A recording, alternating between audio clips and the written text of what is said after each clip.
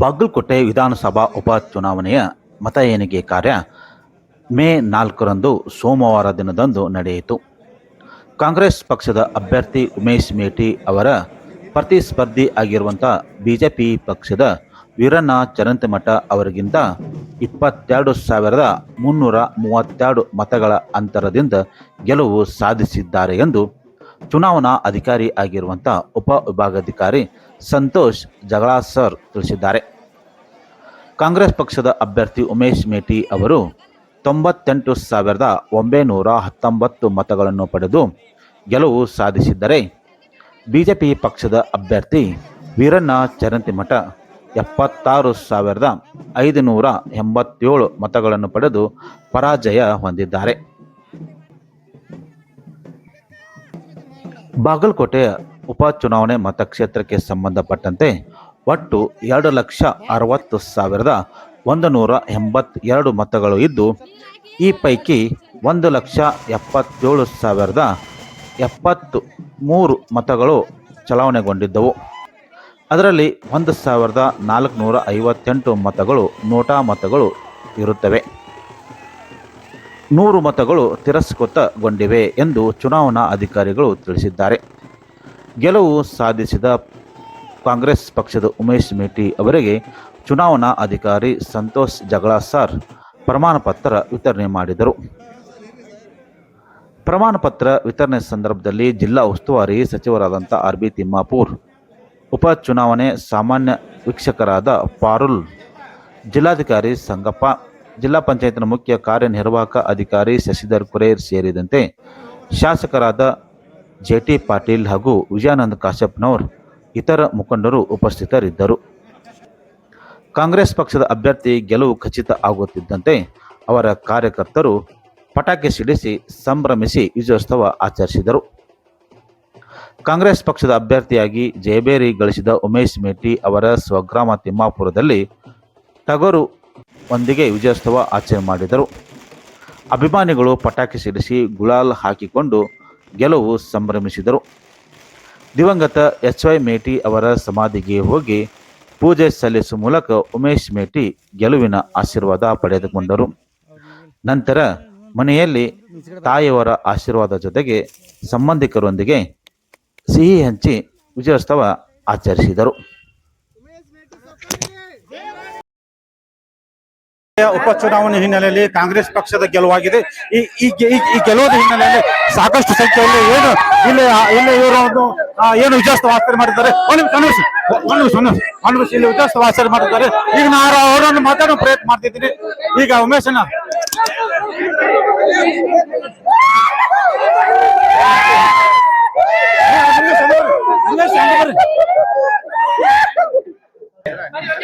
ಬಾಗಲಕೋಟೆ ಉಪಚುನಾವಣೆಯಲ್ಲಿ ಕಾಂಗ್ರೆಸ್ ಪಕ್ಷ ಜಯಗಳಿಸುವ ಹಿನ್ನೆಲೆಯಲ್ಲಿ ಅಭ್ಯರ್ಥಿಯಾಗಿರುವಂತಹ ಉಮೇಶ್ ಮೇಟಿ ಅವರು ನಮ್ಮ ಮುಂದಿದ್ದಾರೆ. ಬನ್ನಿ, ಅವರು ಯಾವ ತರ ಒಂದು ವಿಜಯೋತ್ಸವ ಆಚರಿಸಿಕೊಳ್ಳುತ್ತಾರೆ ಮತ್ತು ಅವ್ರು ಏನೆಲ್ಲ ಹೇಳ್ತಾರೆ ಅಂತ ಕೇಳೋಣ. ಸರ್, ನಮಸ್ಕಾರ. ಸರ್, ಈಗ ನೀವು ಈ ನಿಮ್ಗೆ ಗೆಲುವಿನ ಬಗ್ಗೆ ನಿಮ್ಗೆ ಏನು ಅನಿಸ್ತಾ ಇದೆ? ಎಲ್ಲ ಬಾಗಲಕೋಟೆ ಮತಕ್ಷೇತ್ರದ ಮತದಾರ ಬಾಂಧವರು ಹಣೆ ಮುಡಿದು ಅವ್ರಿಗೆ ಗೆಲುವು ಇದೆ. ಎಲ್ಲ ಕಾರ್ಯಕರ್ತರು, ನಮ್ಮ ಮತದಾರ ಪ್ರಭುಗಳು ಅವ್ರಿಗೆ. ಈಗ ನಿಮ್ಮ ತಂದೆಯವ್ರ ನಂತರ ನೀವು ಅವ್ರ ಸ್ಥಾನವನ್ನು ತುಂಬಾಕತ್ರಿ. ನಿಮ್ಮ ತಂದೆಯವ್ರು ಮಾಡಿರುವಂತ ಅಭಿವೃದ್ಧಿ ಕಾರ್ಯಗಳಾಗಲಿ ನೀವು ಎಲ್ಲ ಯಾವ ತರ ಮಾಡ್ಬೇಕು ಏನಂತ ನೀವು ಯೋಚನೆ ಮಾಡ್ಕೊಂಡಿರ್ಕೊಂಡ್ರಿ?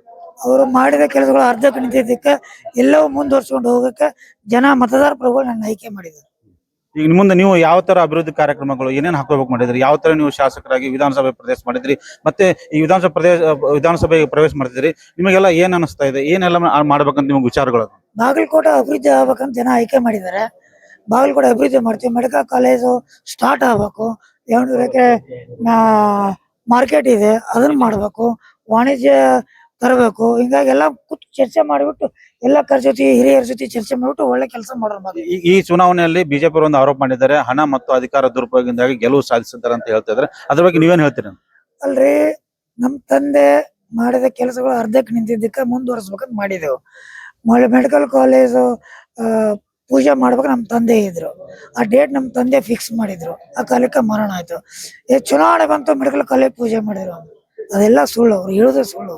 ಈಗ ನಿಮಗ ಇನ್ನೊಂದು ಅವ್ರು ಆರೋಪ ಮಾಡ್ತಾರೆ, ಏನೋ ಸರಿಯಾಗಿ ಮಾತನಾಡಕ್ ಬರಲ್ಲ, ನೀವು ವಿಧಾನಸಭೆಯಲ್ಲಿ ಯಾವ ತರ ಮಾತಾಡ್ತೀರಿ, ಜನರ ಸಮಸ್ಯೆ ಬಗ್ಗೆ ಯಾವ ತರ ಕೇಳ್ತೀರಿ? ಯಾರು ತೀರ್ಕೊಂಡವ್ರ ತಂದೆ ನೆನಪು ಬಂದ್ರೆ, ತಂದೆ ಯಾರು ತೀರ್ಕೊಂಡಾಗ ಏನ್ ಮಾತಾಡ್ಬೇಕು ಅನ್ನೋದು ತಿಳ್ಕೊಂಡ್ ಮಾತಾಡಂತ ಹೇಳಿದ್ರು. ಇದು ಏನು ಕಾಂಗ್ರೆಸ್ ಪಕ್ಷದ ಅಭ್ಯರ್ಥಿ ಆಗಿರುವಂತ ಉಮೇಶ್ ಮೇಟಿ ಅವರ ಮನದಾಳದ ಮಾತು. ಆನಂದ್, ಅಶ್ವವೇಗ ನ್ಯೂಸ್, ಬಾಗಲಕೋಟೆ. ಈಗೂ ನಮ್ ತಂದೆ ನೆನಪು ನಮ್ಗಳು ಬರುತ್ತೆ. ನವೆಂಬರ್ 4 ತೀರ್ಕೊಂಡಿದ್ದಾರೆ. ಇವತ್ತು 4ನೇ ತಾರೀಕು. ಭಾವನೆಗಳ ನಮ್ ತಂದೆ ಬಿಟ್ಟು ಒಂದ್ ಕ್ಷಣ ಇರ್ತಿದಿಲ್ಲ ನಾವು.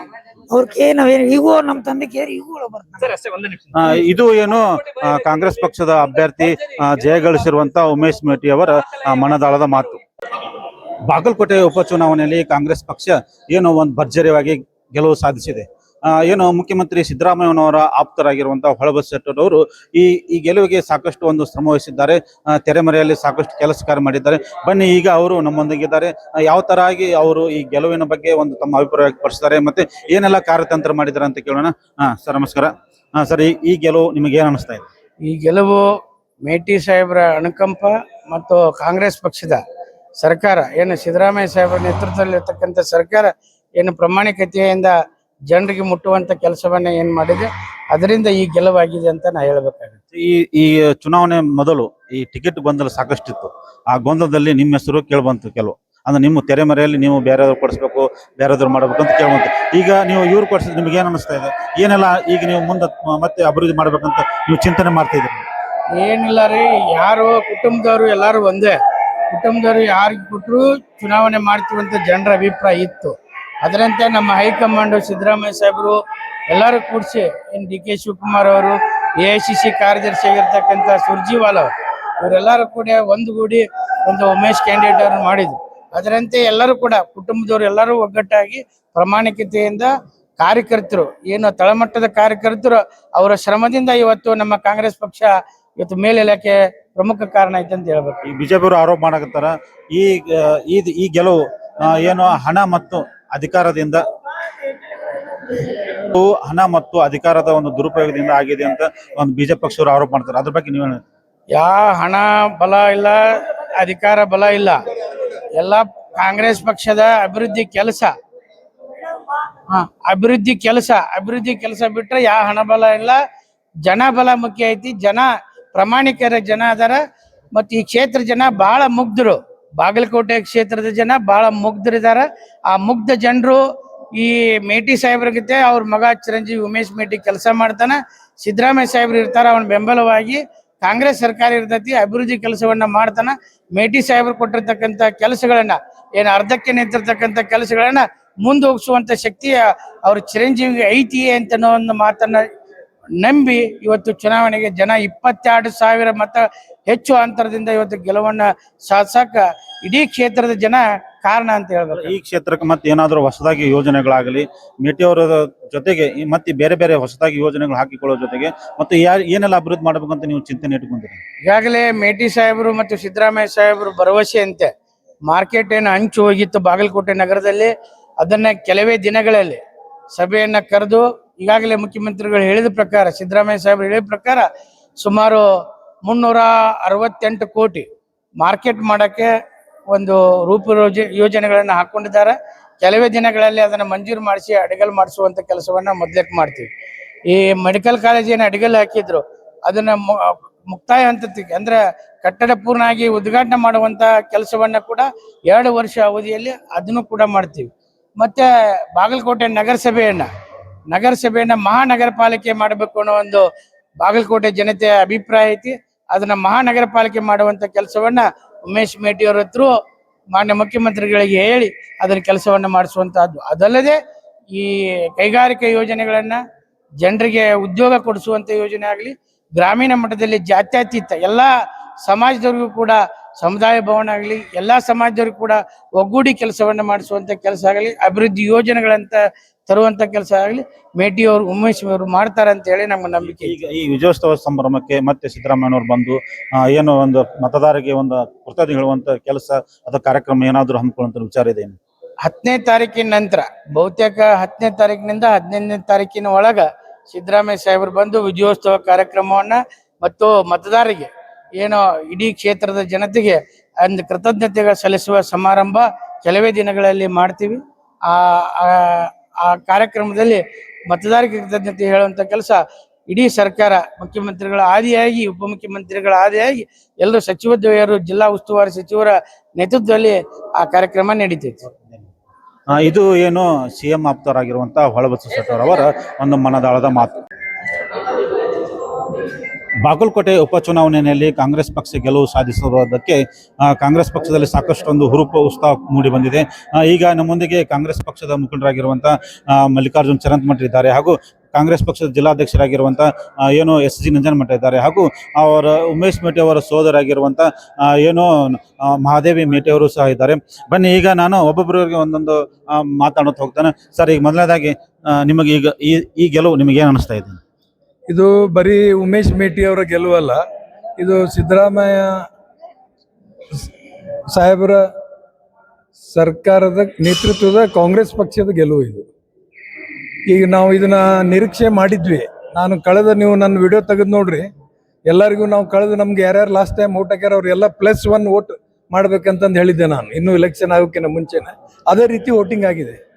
ಈಗ ಈ ಗೆಲುವು, ನೀವು ಸಿದ್ದರಾಮಯ್ಯ ಗೆಲುವು ಅಂತೀರಿ, ಈ ಚುನಾವಣೆಯಲ್ಲಿ ಅಧಿಕಾರ ಮತ್ತು ಹಣದ ದುರುಪಯೋಗ ಆಗಿದೆ ಬಿಜೆಪಿ ಆರೋಪ ಮಾಡ್ತಾರೆ. ಅದ್ರ ಬಗ್ಗೆ ನೀವೇನು ಹೇಳ್ತೀರಿ? ಅದು ಸ್ವಾಭಾವಿಕ, ಅವ್ರು ಮಾಡೇ ಮಾಡ್ತಾರೆ. ಅದು ಎಲ್ಲ ಸೋತವ್ರು ಅದು ಮಾಡೇ ಮಾಡ್ತಾರೆ ಅದನ್ನ, ಹಣ ದುರುಪಯೋಗ ಅಂತ. ಅದು ಆ ಥರ ಏನಿಲ್ಲ. ಇದು ಸಿದ್ದರಾಮಯ್ಯ ಸಾಹೇಬರ ನೇತೃತ್ವದ ಕಾಂಗ್ರೆಸ್ ಪಕ್ಷದ ಗೆಲುವು. ಆಮೇಲೆ ಏನೇನೋ ಸ್ಕೀಮ್ಸ್ ಮಾಡಿದ್ದಾರೆ.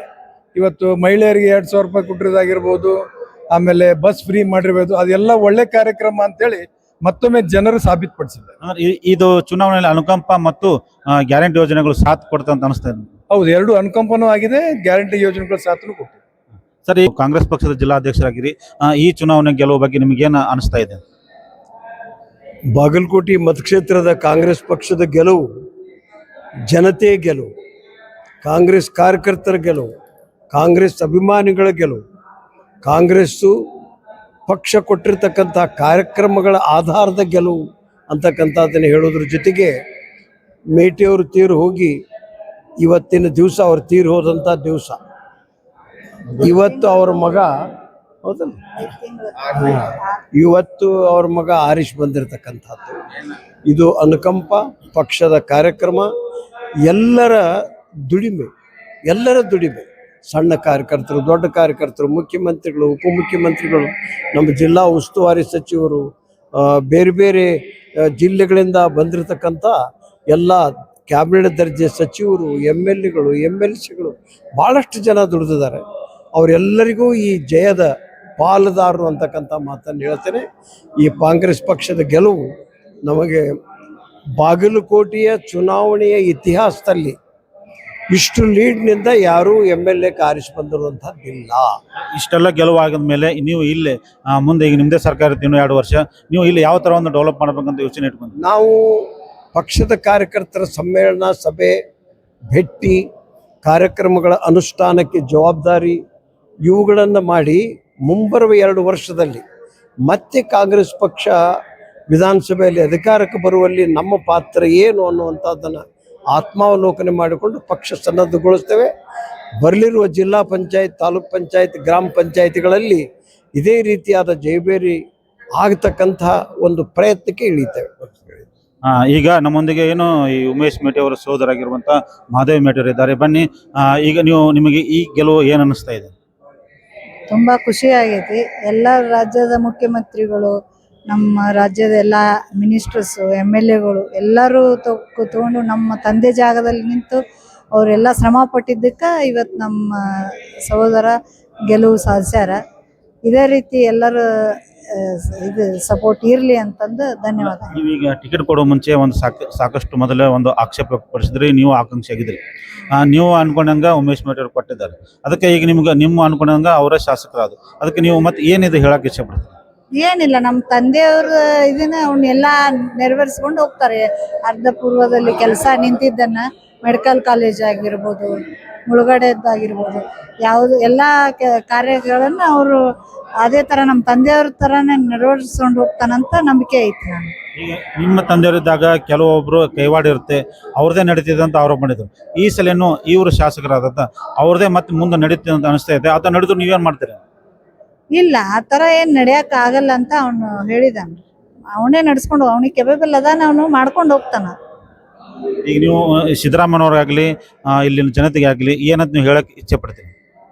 ಎಲ್ಲರಿಗೂ ಧನ್ಯವಾದ. ನಮ್ಮ ತಂದೆ ಸ್ಥಾನ ಅವ್ರು ತುಂಬಿದ್ರು, ಅವ್ರು ಬಂದು ನಿಂತು ಮಾಡಿದ್ರು ಅಂತಂದು ಇಷ್ಟೆಲ್ಲ ಈ ವಿಜೇತ ಆಗಕ್ಕೆ ನಮಗೆ ಸಹಕಾರ ಆತಂತ ಹೇಳಿ. ನಿಮ್ಮ ಸಹೋದರಿಗೆ ನೀವು ಈ ಶಾಸಕರಾದ ಬಳಿಕ ನೀವು ಏನಾದರೂ ಸಲಹೆ ಕೊಡೋದಾಗ್ಲಿ ಅಥವಾ ಈ ಬಾಗಲಕೋಟೆ ಜನತೆ ಡೆವಲಪ್ಮೆಂಟ್ ಬಗ್ಗೆ ಏನಾದರೂ ಮಾಹಿತಿ ಕೊಡೋದಾಗ್ಲಿ ಈ ಥರ ಏನಾದರೂ ಮಾಡುವಂಥ ವಿಚಾರ ಇದೆ? ಮಾಡ್ತೀವಿ. ಅವನಿಗೆ ಹಿಂದೆ ನಾವು ಸಪೋರ್ಟ್ ಆಗಿ ಇರ್ತೀವಿ. ಎಲ್ಲ ಜನರಿಗೆ ನಾವು ಕಾರ್ಯಕರ್ತರಿಗೆ ನಾವು ಕೆಲಸ ಮಾಡಲೇಬೇಕು, ಅದಕ್ಕೆ ನಾವು ಸಪೋರ್ಟ್ ಆಗಿರಬೇಕು. ಎಲ್ಲರೂ ಕೂಡಿ ಒಟ್ಟಿಗಾಗಿ ಕೆಲಸ ಮಾಡ್ತೀವಿ.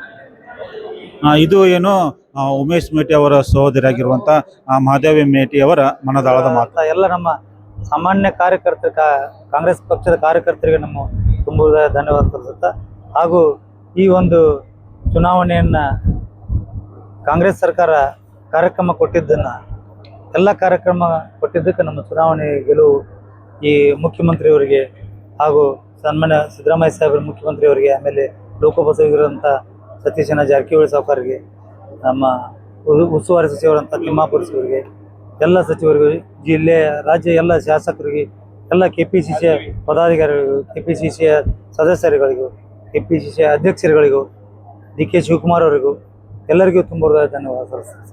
Thank you sir. ಸಿದ್ದರಾಮಯ್ಯ ಅವರಿಗೆ ಪ್ರಚಾರ ಮಾಡಿದ್ರು, ಗೆಲುವು ಸರ್ ಪ್ರಚಾರ ಮಾಡಿದ್ರೆ ಅಂದ್ರೆ ಸರ್ಕಾರ ಕಾರ್ಯಕ್ರಮನ ಕೊಟ್ಟಿದ್ರಲ್ಲ, ಅದೇ ಯೋಜನೆಗಳನ್ನು ಕೊಟ್ಟಿದ್ರು. ಯೋಜನೆಗಳನ್ನ ಎಲ್ಲರಿಗೆ ಕೈ ಹಿಡಿದು ಅವರು ಯೋಜನೆ ಮುಖಾಂತರ ಜನರು ನಮ್ಗೆ ಆಶೀರ್ವಾದ ಮಾಡಿದ್ರು ಅಂತೇಳಿ ತುಂಬ ಸಂತೋಷದಿಂದ ಹೇಳ್ತೀವಿ.